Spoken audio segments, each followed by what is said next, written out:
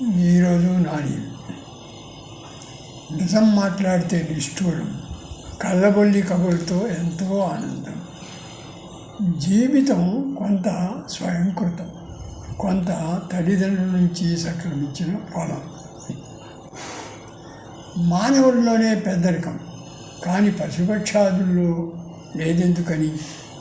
సమాజంలో పేదవాళ్ళందరూ దానికి కారణం సమాజం కాదా? దేవుడు మానవులకు సహకరిస్తున్నాడా? అయితే ఈ ఈతి బాధలు ఎందుకు? మోక్షం అంటే నిర్యాణం కాదా? అన్ని భవబంధాల నుండి విముక్తి కాదా? భయం భక్తి ఎందుకు? మానవుని సక్రమార్గంలో నడిపించటానికా?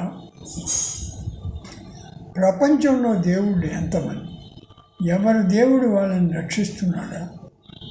ఎవరి దేవుడు వాళ్ళకే, వాళ్ళు కూడా మానవుల్లాగా విభేదాలు ఉంటాయా? ప్రయత్నిస్తే ప్రయోజనం ఉండాలి, సాఫల్యం పొందటానికి సాధన కావాలి. కాలం ఎవరి కోసం ఆగదు, ఆపదు.